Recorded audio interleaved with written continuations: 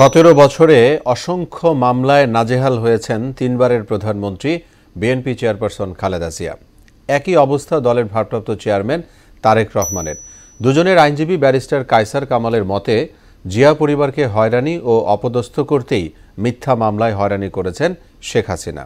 তবে মামলার কারণে জিয়া পরিবারের সদস্যরা নির্বাচনে বাধার সম্মুখীন হবে না বলে মনে করেন তিনি। খালেদা জিয়া ও তারেক রহমানের মামলা নিয়ে কাজী পাপ্পুর রিপোর্ট। 2007 সালের তত্ত্বাবধায়ক সরকার এবং 2008 সালে আওয়ামী লীগ সরকারের আমলে 37টি মামলা হয় তিনবারের সাবেক প্রধানমন্ত্রী বেগম খালেদা জিয়ার নামে, যার মধ্যে বেশিরভাগই নাশকতা ও মানহানির মামলা। বেশি আলোচনা সমালোচনা হয় জিয়া অরফানেজ ও চ্যারিটেবল ট্রাস্ট দুর্নীতি মামলা নিয়ে। দুই মামলাতেই কারাবরণ করতে হয়েছে বেগম জিয়াকে। গেল বছরের 5 আগস্ট শেখ হাসিনা সরকার পতনের পর বিএনপি চেয়ারপারসনের বিরুদ্ধে নাশকতা ও মানহানির 32টির মধ্যে 23 মামলা খারিজ হয়ে গেছে, এখনো বাকি 9টি। আর দুর্নীতির 5 মামলার 4টিতেই পেয়েছেন খালাস, বাকি রয়েছে নাইকো দুর্নীতি মামলা।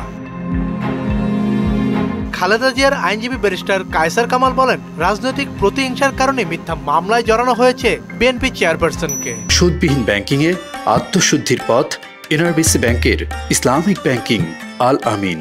জনপ্রিয়তায় বেগম খালেদা জিয়ার জন্য কাল।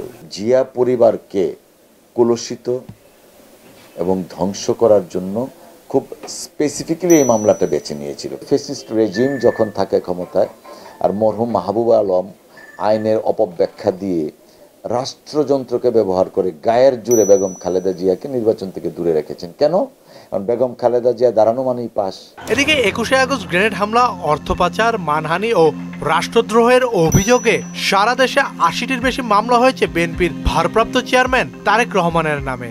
এর মধ্যে অধিকাংশ মামলা নিষ্পত্তি হয়েছে, যার মধ্যে রয়েছে জিয়া অরফানেজ ট্রাস্ট দুর্নীতি ও 21 আগস্ট গ্রেনেড হামলা মামলার রায়। এখনো তার বিরুদ্ধে মামলা রয়েছে 18টি। আইনজীবী কায়সার কামাল জানান, মামলা নিষ্পত্তি হওয়ার সঙ্গে তারেক রহমানের দেশে ফেরার কোনো সম্পর্ক নেই। তিনি আইনের প্রতি শ্রদ্ধাশীল, আস্থাশীল আছেন বিধায়ী তো এটা মামলাগুলা দেশে আসা না আসার ক্ষেত্রে কোনো ধরনের কোনো বাধা না।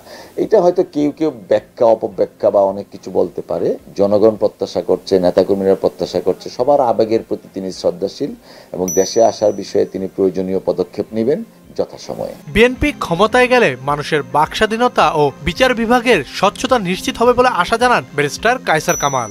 বিএনপি নীতিগতভাবে আইনের শাসনে বিশ্বাসী আর দেশের প্রচলিত আদালতের প্রতি শ্রদ্ধাশীল, আস্থাশীল, ন্যায় বিচার চাই। কাজী পাপ্পু, মোহনা সংবাদ, ঢাকা।